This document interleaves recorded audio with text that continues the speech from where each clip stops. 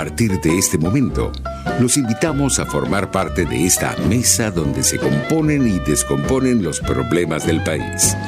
RCR presenta Buen Provecho.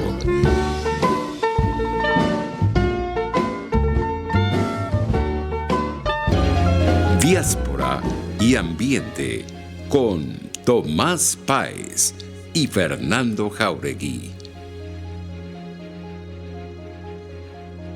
Buenas tardes, querida audiencia global.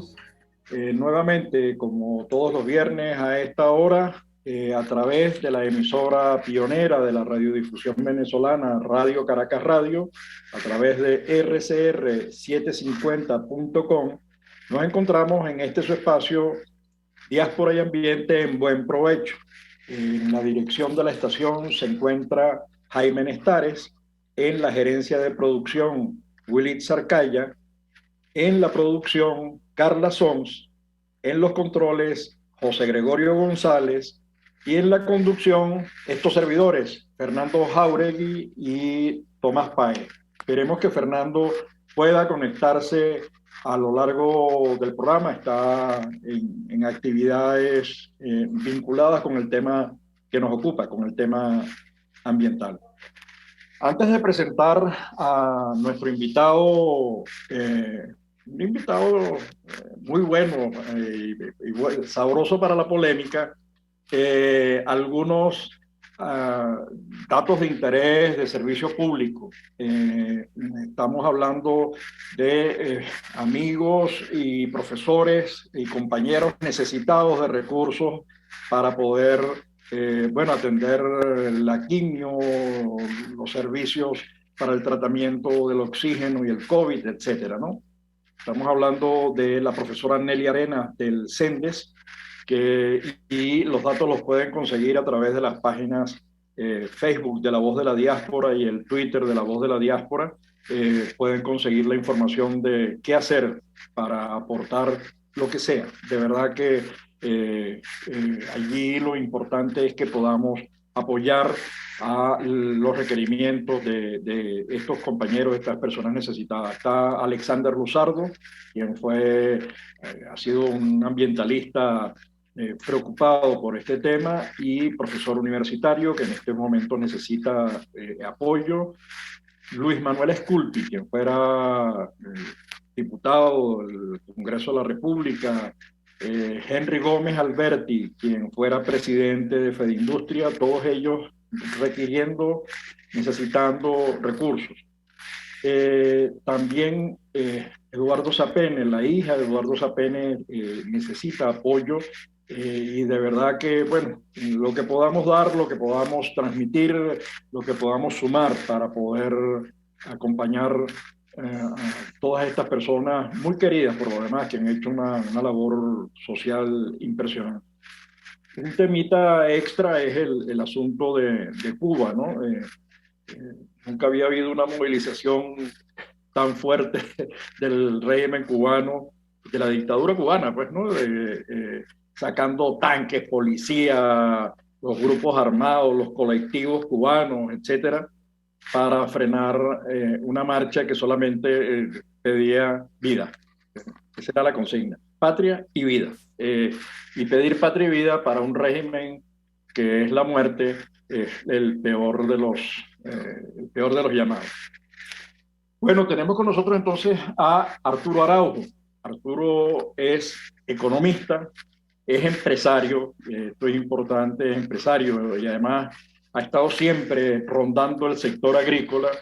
Ha dirigido centrales azucareros, ha sido gerente general, miembro de juntas directivas, ha sido responsable de planificación estratégica de alimentos Polar y en particular de Promasa. Antes había sido empresario estudiando todo el tema agrícola a través de Agroplan, y además ha sido profesor universitario. Sigue siendo, sigue formando gente, sigue ejerciendo como empresario, etc.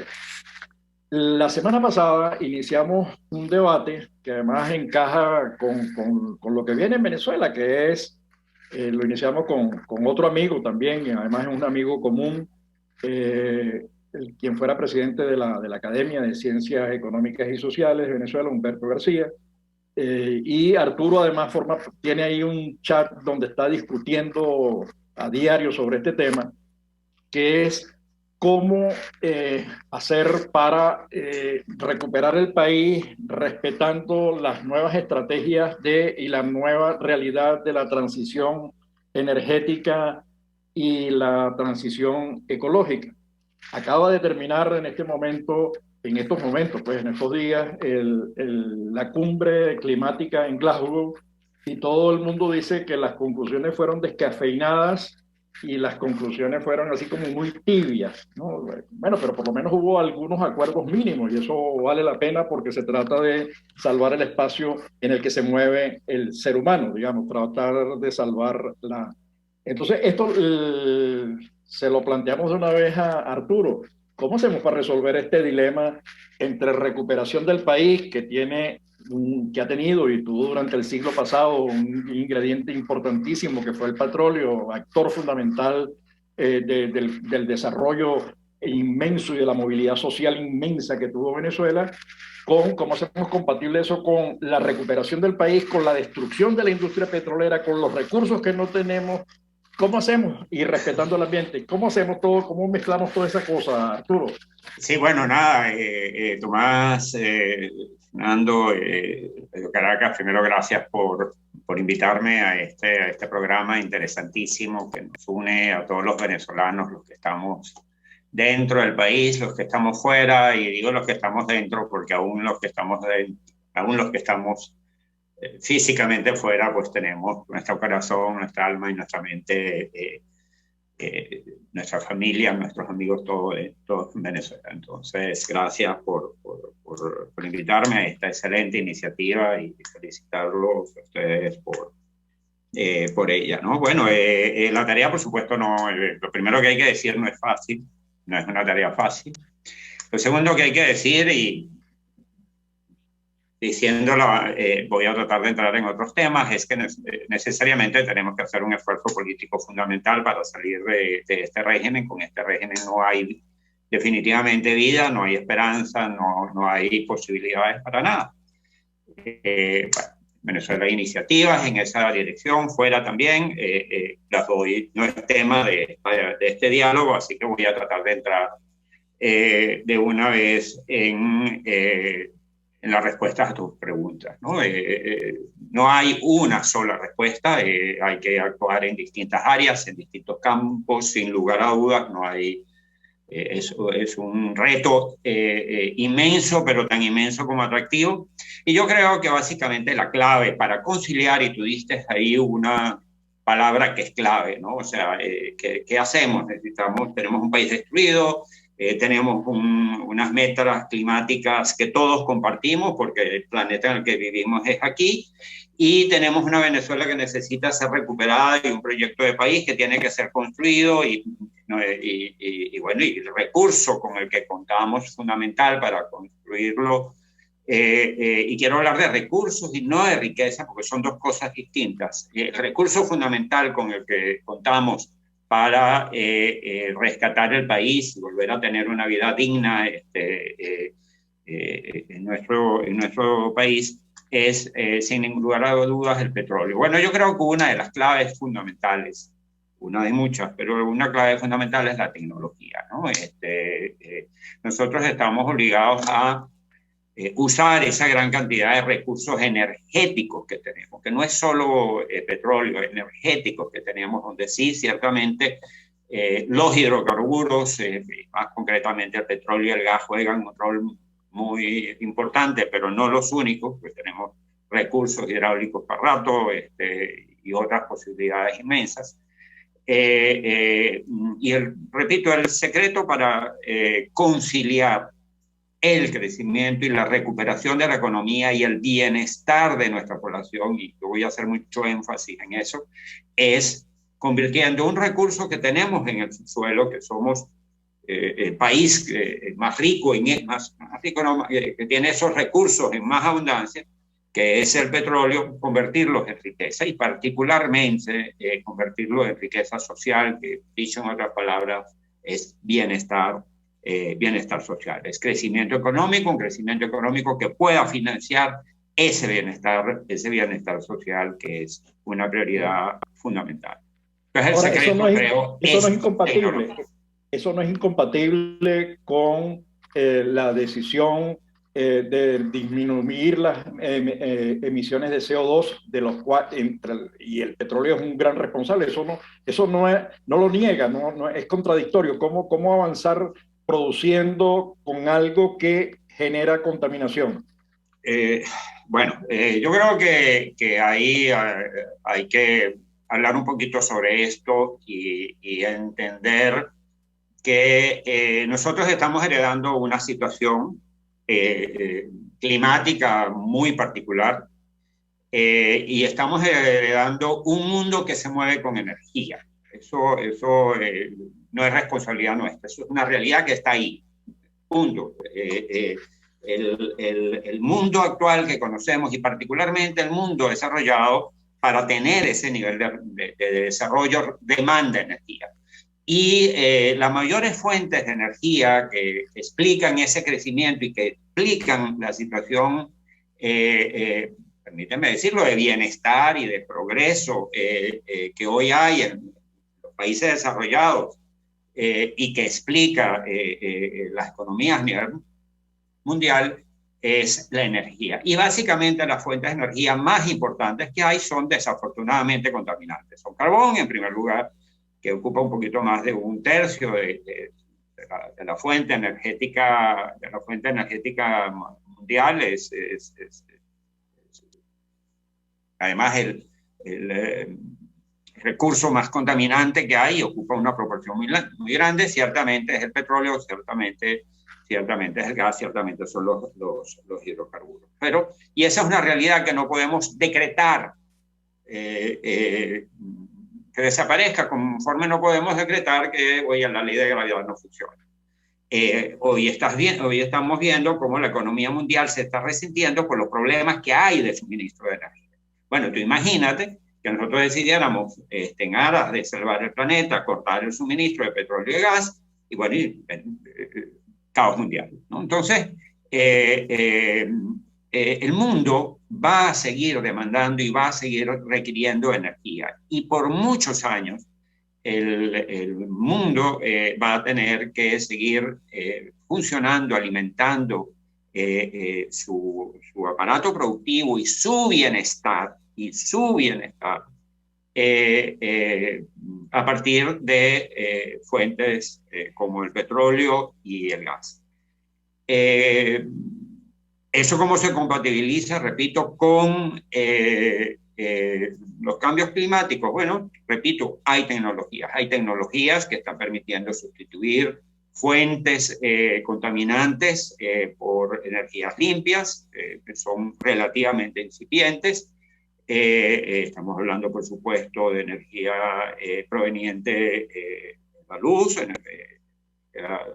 proveniente del viento, energía hidroeléctrica, pero repito, la mayor cantidad de energía en los próximos años, y hay un debate y a lo que me quiero referir, va a seguir dependiendo de petróleo y de gas, y ojalá pronto sustituyamos el carbón.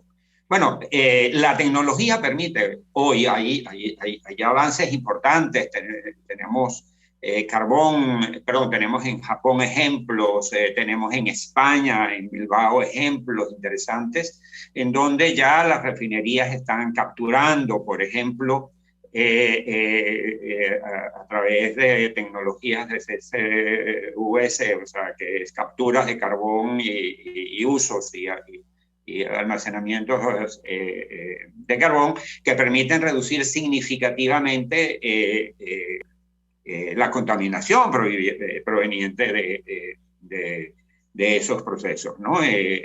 Tenemos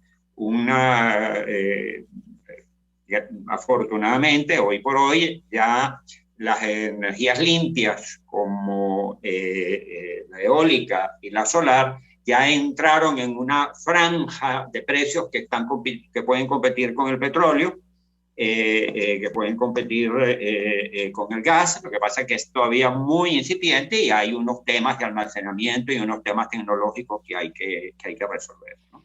Entonces, déjame enredar el asunto, Arturo. Déjame enredar el asunto. Ya está bastante enredado. Ayúdame más bien a enredar. No, porque... Pero adelante. Hay dos polémicas. Una que se acaba de montar entre Alemania y Francia, tratando de decir o tratando de señalar que la energía nuclear es una energía limpia, ¿no? Que ha intentado impulsar Francia y que ha contado con las resistencias enormes de Alemania y ha impedido clasificar a la...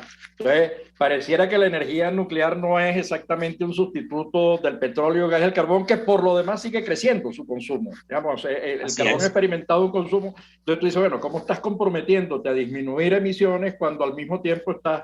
Pero por otro lado, en el tema agrícola, que podría ser, uno pensar, bueno, es un sustituto. Bueno, resulta que la deforestación, que es necesaria para ciertas siembras, se ha engullido no sé cuántos millones de hectáreas y eso, digamos, impide la captura del carbón. Entonces hoy se está pidiendo que quienes intenten sustituir, digamos, seguir vendiendo café, cacao, etcétera, tienen que demostrar que vienen de áreas certificadas, ¿no? Entonces dice, bueno, pero si no me agarra el chingo, me agarra sin nariz. Entonces no puedo producir petróleo y al mismo tiempo, si quiero buscar sustitutos, tengo que demostrar que no es producto de áreas deforestadas. Entonces, ¿cómo hacemos frente a ese? Y luego nos dejan un país absolutamente... Te lo voy a poner más difícil, ya que tú me quieres ayudar, haciendo la cosa difícil, te lo voy a poner todavía un poquito más, más difícil y algunos datos. Bueno, en primer lugar, mira, estas contradicciones que estamos viendo para mí obedecen y se explican básicamente a dos visiones de cómo atacar un problema serio, real, que tenemos que empezar a resolver.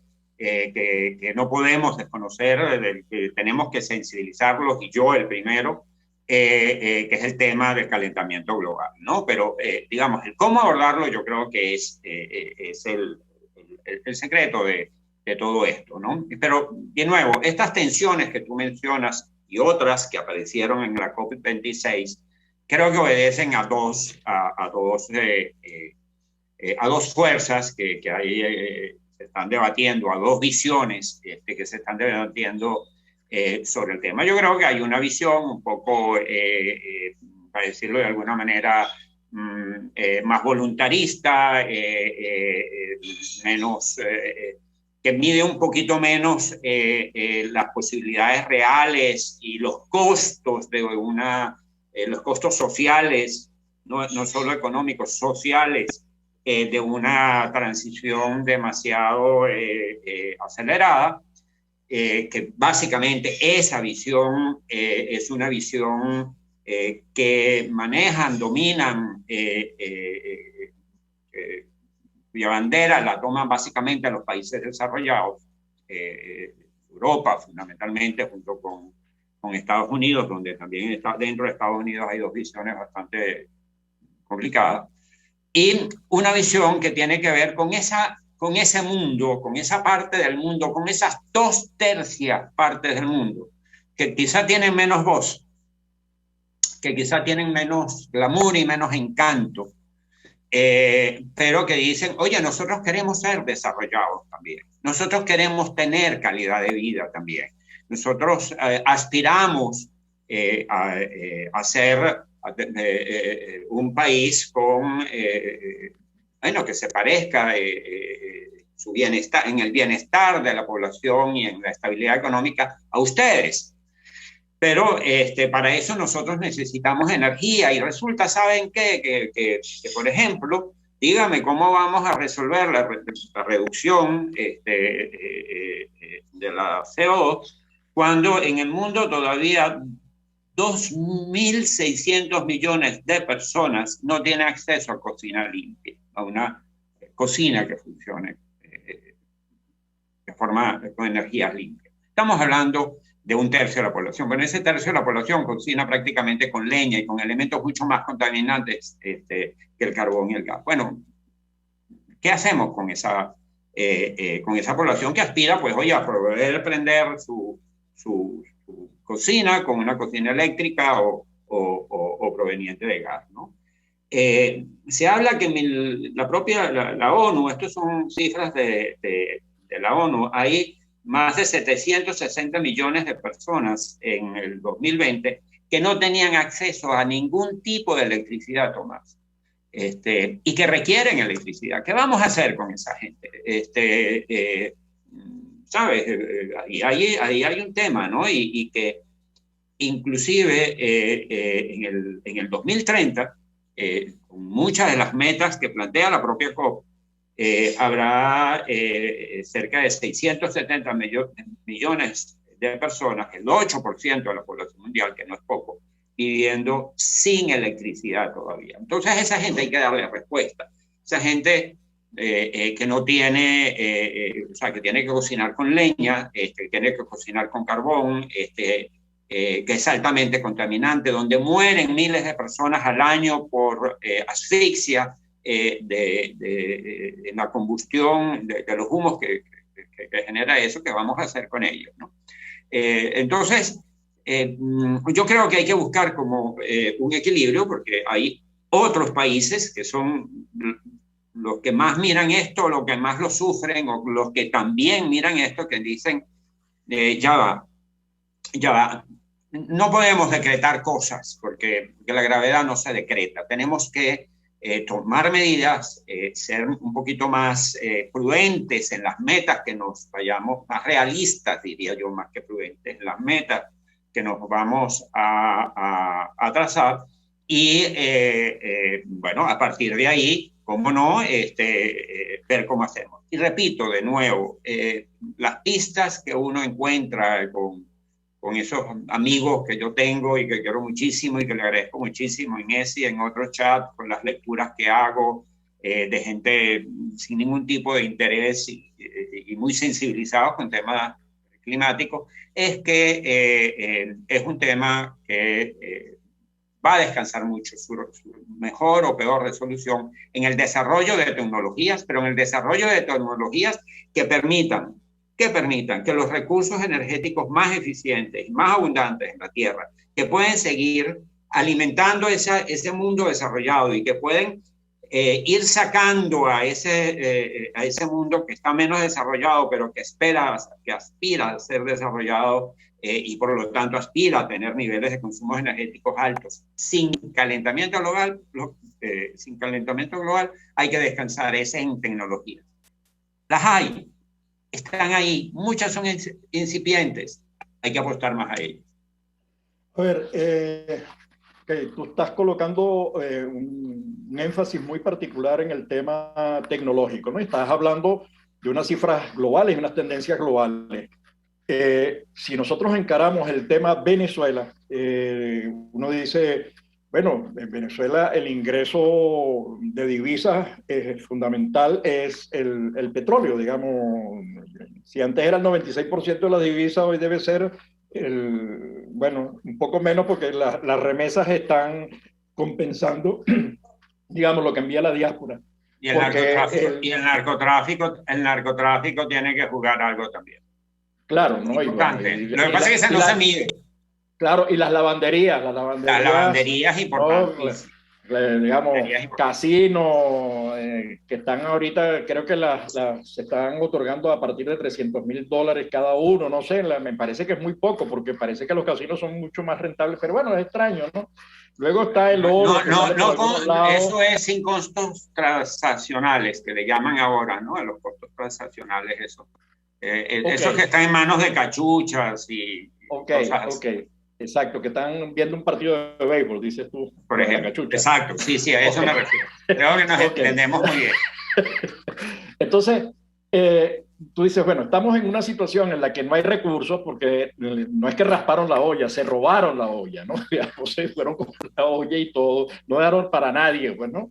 Están cayendo ahorita las declaraciones del Pollo Carvajal, que era el jefe de inteligencia, digo el Pollo Carvajal porque todo el mundo lo conoce, que era el jefe de la inteligencia del difunto, revela que incluso financiamos franquicias partidistas en otros países, como en el caso de España. Está apareciendo Italia, me imagino que aparecerá pronto Francia, algunos bloques en Estados Unidos, pero la cosa es que cada vez que habla son más miles de millones que han desaparecido, miles de millones que han sido robados a los derechos humanos, y son miles de millones que van a ser indispensables para la reconstrucción del país. Entonces tenemos, ya no pensando en términos solamente globales, pues de los datos que tú señalas, cuánto pesa en la energía el consumo de carbón, petróleo y gas, o ya incluso el consumo de leña. Ya nosotros, Venezuela entró en misión leña, pues, ¿no? Ya también nosotros, ya no contentos con destruirla, estamos deforestando. Ahora, todo eso nos coloca en, ¿qué puede hacer Venezuela? Uno, que sea compatible, digamos, o que no sea tan incompatible, por llamarlo de alguna manera, por decirlo de alguna manera. Y la otra cosa es, están pensando, porque del gobierno uno no le puede pedir nada, porque de verdad que para ellos lo de ellos es, digamos, agarrar la olla y rasparla. Está pensando la alternativa democrática. Cuando digo la alternativa democrática, incluyo el espectro, no solo los partidos políticos, sino esa sociedad civil, esos chats de los que tú hablas, esos artículos que escriben gente preocupada por el tema ambiental, las organizaciones ambientales. Nosotros en este espacio hemos tenido organizaciones fuera de Venezuela y dentro de Venezuela preocupadas por este tema. Todo esto lo ves claro que lo está pensando la gente, pero eso me lo vas a decir al retorno en el segundo segmento. Y te conectas al segundo link. Perfecto. Análisis, opinión, entretenimiento y mucho más. Escuchas Buen Provecho por RCR 750, la radio que se ve.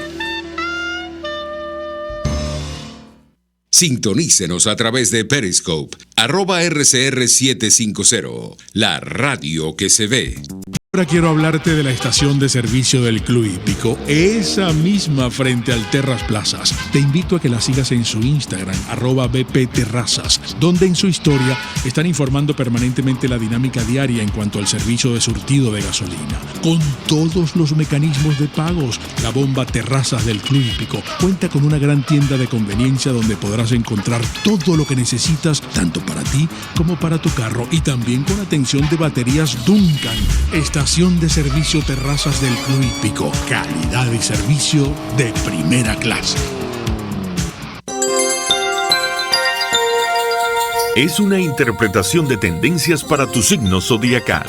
Un espacio guiado por los movimientos planetarios y sus consecuencias. Acompaña a nuestros astrólogos a descubrir lo que le deparan los astros signo por signo. Guía astrológica, todos los sábados, a partir de las 3 de la tarde, por RCR 750 AM. Ante el agobio diario, siempre se agradece una pausa. De lunes a viernes, Verónica Oliveros te trae un cafecito para el alma en Sin Estrés, la revista radial de Radio Caracas Radio, con música, cultura, salud, emprendimiento, terapia, astrología y más. Cada tarde a las 3 nos ponemos en modo Sin Estrés por RCR, la radio que se ve. Pluralidad contigo. Respeto contigo. Responsabilidad contigo. Libertad contigo. Estamos contigo y punto. De lunes a viernes a la 1 de la tarde. Contigo. Solo por RCR 750 AM. Porque lo bueno une. RCR 750 AM. Porque lo bueno une.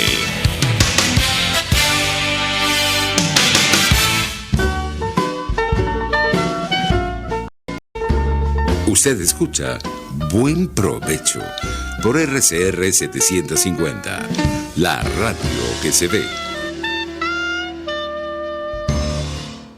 Bueno, ya de regreso a nuestro segundo segmento de Diáspora y Ambiente en Buen Provecho, con un invitado muy especial, Arturo Araujo, economista, empresario, ha dirigido centrales azucareras, ha estado trabajando en el campo, es decir, que conoce el mundo agrícola como empresario y antes como investigador también. Ha estado en la dirección de planificación estratégica de Alimentos Polar, que se dice pronto, una empresa emblemática del país. Le habíamos dejado dos pequeñas preguntas Arturo se ríe.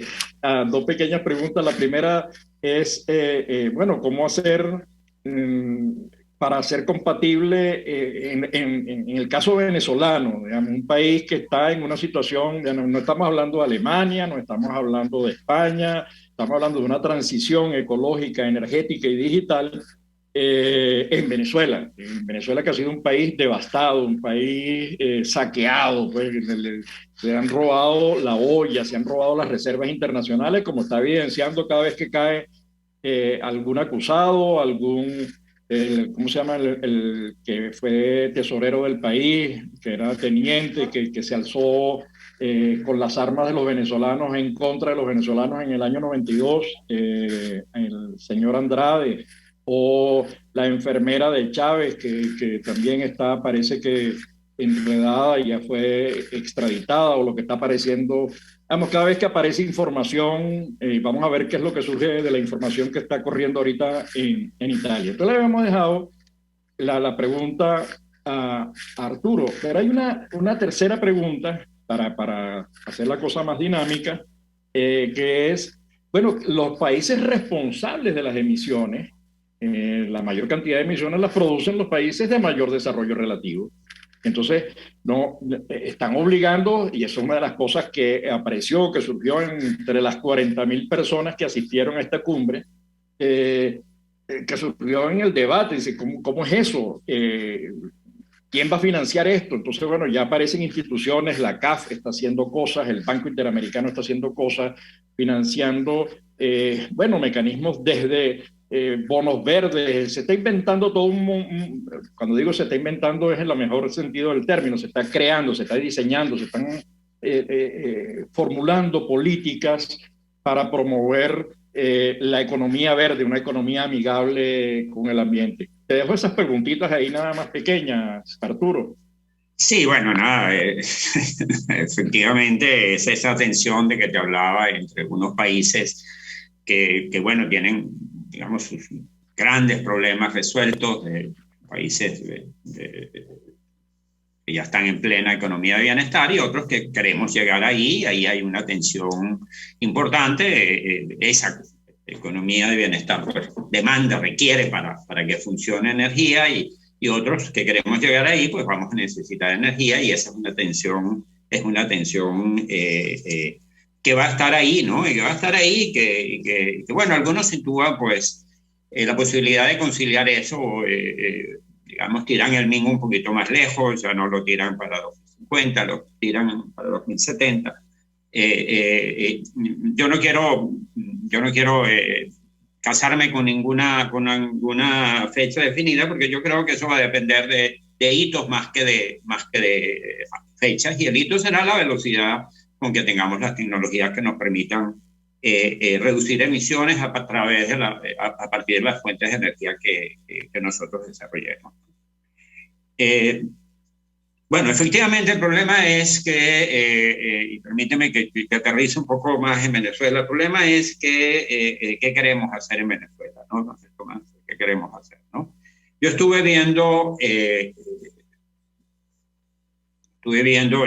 haciendo unos cálculos. Si Venezuela creciera, y acabo de ver una estadística del Fondo Monetario Internacional donde acabamos de bajar 5% en el PIB, yo quisiera, en octubre de este año, digamos, si Venezuela creciera al 2.5%, ojo, y estamos decreciendo, Venezuela necesitaría más de 55 años para recuperar el nivel que teníamos en el 2013. Creo que no podemos hacerlo, ¿ok? Nosotros necesitaríamos más de 25 años para, si creciéramos al 7%, crecer al 7%, todos estos años es se dice muy rápido. O sea, nosotros mirábamos a China y nos asombrábamos de los ritmos de crecimiento. Bueno, algo así parecido a eso. Requeriríamos para en 23 años recuperar el nivel de ingreso per cápita que teníamos en el 2013. Es decir, el nivel de esfuerzo, de crecimiento que vamos a necesitar es inmenso. Pero no quiero hablar nada más de temas económicos y con indicadores que no todo el mundo entiende. Déjame decir de qué se trata, de qué hablamos. ¿De qué hablamos? Hablamos que tenemos que reconstruir un Estado que ha perdido toda capacidad de gestión. O sea, el Estado no es capaz de controlar unos delincuentes.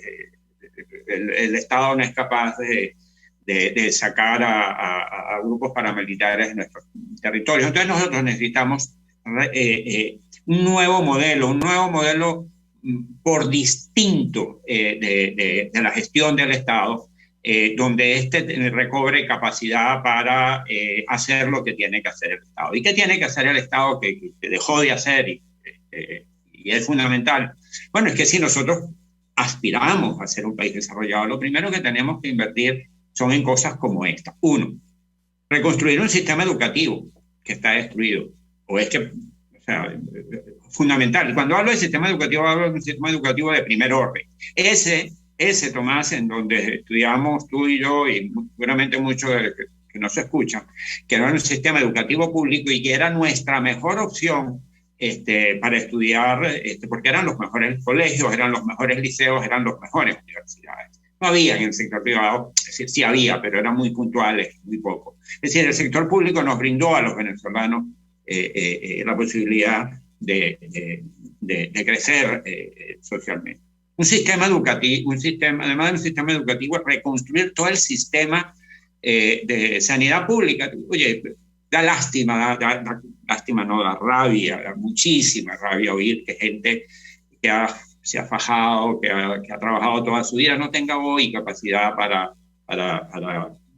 abordar una sanidad. Entonces hay que construir de nuevo un sistema sanitario. Déjame decirte, nosotros llegamos a tener un sistema educativo y un sistema sanitario, y tú lo sabes muy bien, que fue modelo a nivel mundial. Bueno, se trata de hacer eso, ¿no? Se trata de reconstruir seguridad ciudadana. Eso es una barbaridad. Cuando hablo de reconstruir seguridad ciudadana es que los venezolanos podamos trasladarnos y emprender a lo largo y ancho de todo el país. ¿Cómo voy a desarrollar la agricultura yo en Venezuela o el gobierno? ¿Quién puede meterse a desarrollar agricultura si no tiene un mínimo de seguridad? Entonces, estamos hablando de cosas de reconstruir sistemas.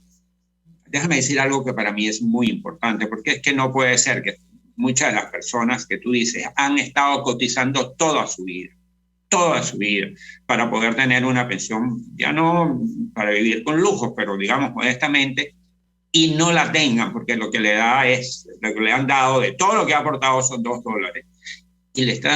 ¿Y eso por qué? Porque el Estado le ha robado los ahorros que los venezolanos ya en edad de jubilación y ya jubilados, el Estado le ha robado ese capital a punta de inflación y a punta de devaluación. Entonces, reconstruir un sistema de seguridad social es fundamental. Y esos son cientos de miles de millones.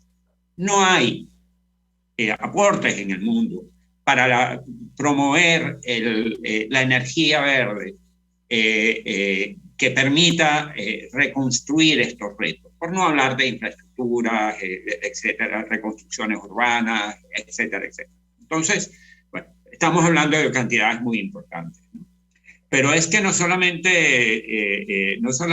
eso, para poder lograr estas cosas, lo primero que hay que hacer es que el Estado se repliegue, el Estado se retire de esa gran cantidad de actividades que hoy están, incluyendo la petrolera, deje los espacios productivos fundamentales al sector privado, y él se dedica a construir estas cosas, ¿no? A construir capital social y bienestar social. Para eso se necesita una economía que crezca, una economía que genere riqueza, que tribute al Estado, y con ese tributo al Estado poder financiar estas grandes reformas que estamos, ¿no? Entonces, tenemos dos caminos. Con petróleo, donde podremos crecer a unas tasas más o menos interesantes y recuperar nuestro bienestar social y nuestra economía perdida en unos plazos medianamente razonables, viendo algunas mejoras en el muy corto plazo, o simplemente tomar el camino de Bolivia, tomar el camino de Nicaragua, tomar el camino de Haití, de unos crecimientos marginales que no nos van a sacar de la pobreza y que van a hacer de nuestro país un país muy inestable social y económicamente, ¿no? Entonces, lo primero que hay que hacer es un cambio profundo e importante en la relación del Estado con el resto de la economía, y muy particularmente con el sector petrolero y minero, que es el que debe replegarse y darle espacio a quienes tienen ese capital para levantar la industria petrolera, quienes tienen la tecnología necesaria para que esa industria petrolera y de hidrocarburos que se levante y energética que se levante vaya acompasada, vaya direccionada a las metas globales de calentamiento global, ¿no? Entonces, Arturo, es un poco por ahí, ¿no? Arturo, pero fíjate, el gobierno o el régimen que siempre habló de ese mantra fastidiosísimo. Bueno, ellos tienen varios mantras, ¿no? Digamos, todos sus errores los son responsabilidad de otros, ¿no? Digamos, ellos están mal y se han robado toda la plata porque ellos no querían robar, pero las sanciones los obligaron a robar, ¿no? Los obligó a robar. Ahora acabaron con el otro mantra, aquel que privó, que duró muchísimo tiempo. Las fuerzas internacionales del neoliberalismo galáctico están interesados en el petróleo venezolano. Pero resulta que ese petróleo yo creo que va a ser difícil de explotar, porque para eso se necesita mucho recurso. Primero, recuperar lo que ellos destruyeron, ¿no? Luego, recuperar el ambiente que destruyeron, porque dejan unos pasivos ambientales en todos los ríos, en el lagos, etcétera, etcétera, ¿no? Y luego abrirse al sector privado, porque no hay, digamos, nadie va a estar dándote plata para que tú inviertas digamos, a cuenta de que si yo sé hacer las cosas, yo tengo la tecnología, además, con el temor de que no cumplas Esa es la primera. La segunda es y eso lo quiero vincular con el tema político, el tema el político con P grande, puedes decir, porque se trata de qué políticas podemos trazar. Estaba viendo que tú has hecho un énfasis desde el principio en el tema tecnológico, es decir, cómo la tecnología puede ayudarnos a minimizar los impactos negativos y reducir los efectos, que para eso hay estudios. Incluso tenemos a venezolanos trabajando en la diáspora, y entonces eso lo vinculo con el tema de la diáspora. La diáspora tiene una capacidad enorme para la que está afuera, pero también la gente que se quedó, hay capacidad humana. Entonces, ese activo que es lo más importante que tiene un país para su desarrollo. Entonces, tú dices, uno espera que una ley de ciencia y tecnología hecha desde la política considere a todo el capital humano, esté donde esté, que esté interesado en participar. Bueno, la última ley de ciencia y tecnología, que creo que fue aprobada nada más en segunda discusión, no contempla la participación de la diáspora, digamos, no está considerado. Y resulta que ya hay unas capacidades en el área de reforestación, recuperación de ríos, recuperación de energía, recuperación ambiental, disminución de emisiones con la actividad petrolera que se vaya a desarrollar, etcétera, etcétera. ¿Y por qué no se contempla? Entonces, lo vinculo con la pregunta inicial. ¿Cómo ves tú el tema de, están los políticos, cuando digo políticos no son los partidos, ojo, es la sociedad, está pensando no solamente en el tema ambiental, sino en el tema de cómo utilizar todas las capacidades humanas para crear las condiciones para hacer uso del mejor activo que tiene un país? Tomás, tu pregunta y tu reflexión me da pie a aclarar algo que es muy importante. Cuando yo pongo énfasis en tecnología y hablo de tecnología, yo no hablo de un equipo, no hablo de una PC, no hablo de un... O sea, tecnología es talento humano, final de la historia, ¿sí? Si detrás de un proceso, si detrás de los procesos, o sea, no podemos imaginarnos procesos tecnológicos si no está el hombre humano y el ser humano y la persona capacitada para manejarlo.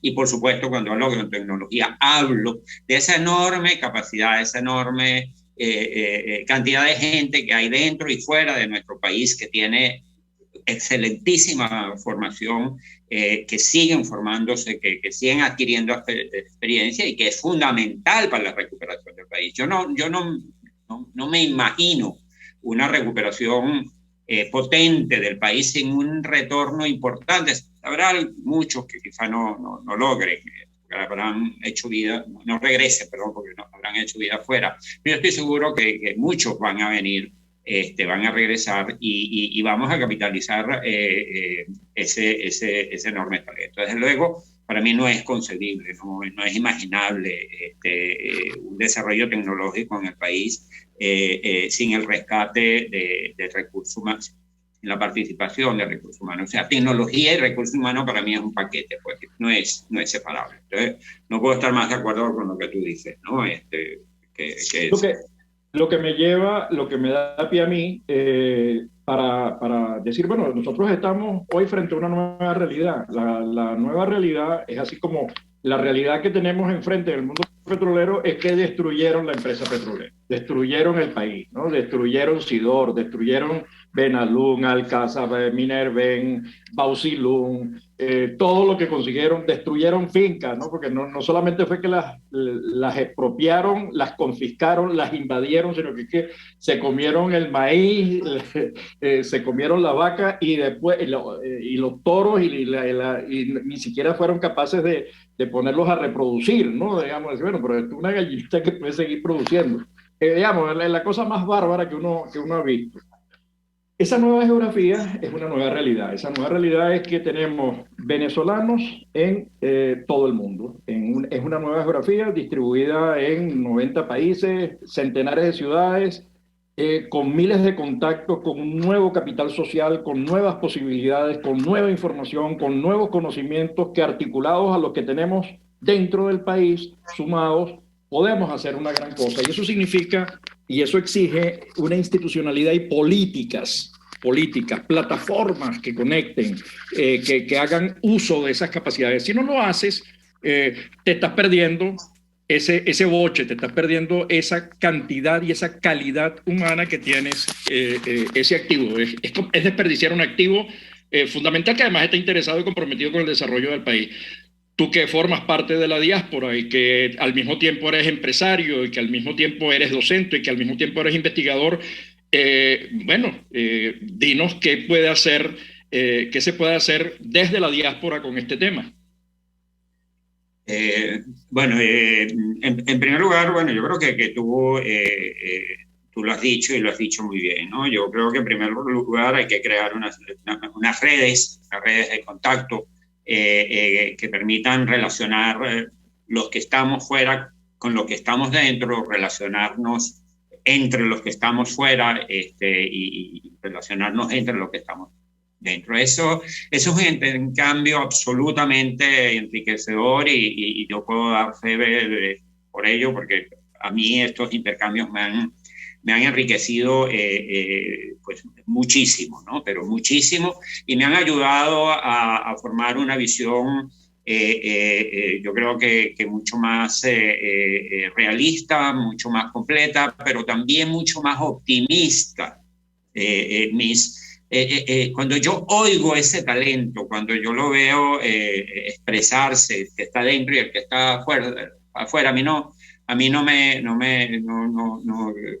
la sensación, el sentimiento que más me brota es de satisfacción, de optimismo y de esperanza, ¿no? Entonces yo creo que hay que seguir alimentando y promoviendo este tipo de redes, esta iniciativa ustedes están adelantando con este programa. Es una iniciativa pues fantástica, porque bueno, pues permite esos contactos y permite saber que no estamos solos haciendo cosas aisladas, sino que formamos parte de un grupo que en algún momento nos vamos a juntar, y yo creo que ya muchos estamos juntos, y va a permitir crear eso que Ricardo Hausmann llamaba conocimiento productivo, que es algo muy potente para el desarrollo de un país. Dicho esto, déjame decirte algunas cosas, ¿no? Porque yo creo que hay que matizar. Por supuesto, nuestra industria petrolera no puede estar más deteriorada y más perjudicada. Es decir, sí puede estar, y creo que ellos están trabajando para dañarla más, ¿no? Pero hay voces de expertos, hay petroleros que conocen la situación actual muchísimo mejor que yo, por supuesto, y de cuál es mi alimento, que están hablando, por ejemplo, de que Venezuela, de estos 500 y poco mil barriles de petróleo, tendría una capacidad temprana, relativo, poco tiempo, de recuperar una producción de 1.500 barriles de petróleo diario. Eso sería casi que triplicar, un poco menos que triplicar la producción actual de petróleo. Y con relativamente bajas, entendamos que es un mundo que mueve cientos de millones, ¿no? Cientos de millones de dólares, pero con relativamente bajas. Y que podríamos lograr en el mediano plazo, digámoslo así, una producción cercana a entre 2.500 y 3.000, entre 2.5 y 3 millones de barriles diarios. Esta es una cuota similar a la que tiene Kuwait o los Emiratos Árabes hoy, y que supera la que llegamos a tener nosotros en algunos momentos. Entonces, ahí hay una... digamos, hay motivos como para pensar que si bien el nivel de destrucción es muy amplio, también hay unas posibilidades de recuperación importantes. Y a mí yo soy de los que me gusta poner más énfasis en la solución que en los problemas. Yo no me quedo en el problema. Si me quedo en el problema, estoy muerto, ¿no? O sea, yo trato de identificar el problema, medir el tamaño del problema, porque es importante dimensionar el tamaño del problema y luego enfocar la mayor parte de los esfuerzos y las energías en las soluciones. Otros expertos más orientados al mundo de la refinación, de todo lo que viene aguas abajo, de la industria petrolera, hablan de que las inversiones para recuperar las refinerías no van a ser necesariamente gigantescas. No se trata de reconstruir una nueva refinería. Y ahí hay todavía muchos activos operativos rescatables que van a permitir con relativa baja inversión recuperar las refinerías que tenemos hoy en el país. Es decir, ahí tenemos esperanzas, ahí tenemos unas posibilidades que tenemos que ver como eso, como posibilidades, y apuntar ahí. Pues. Y ese talento del que hablamos va a ser el encargado, ese talento que está dentro y que está afuera, va a ser el encargado de levantar y lograr estas metas, que repito, con una relación con el Estado totalmente distinta, básicamente impulsando la inversión privada, y donde el Estado se retire al mínimo necesario y dé espacio al capital privado para invertir, para innovar, para desarrollar con incentivos importantes, particularmente incentivos vinculados al desarrollo de esas tecnologías verdes en nuestro país, particularmente incentivos que serán fiscales y que tendrán que ser importantes para desarrollar un sector petroquímico aguas abajo. Es fundamental. Arturo, con ese mensaje de esperanza, el tiempo es letal. Con ese mensaje de esperanza, quiero darte las gracias por esta conversa. Yo creo que deberíamos pensar en una cosa, en un evento global, sobre este tema. Yo creo que eso podría llevarnos a pensar en política con P mayúscula, política con sentido de realidad, pero con ese mensaje de esperanza nos despedimos. Y gracias, Arturo, por tu tiempo, porque sé que además te preparaste con datos, buscaste información precisa para este programa, para acompañar a toda nuestra audiencia en este tema tan importante. Así que hasta nuestra próxima semana en su espacio Diáspora y Ambiente a través de rcr750.com. Mil gracias, Arturo. Gracias a ustedes. Un abrazo. Y Ambiente con Tomás Páez y Fernando Jáuregui.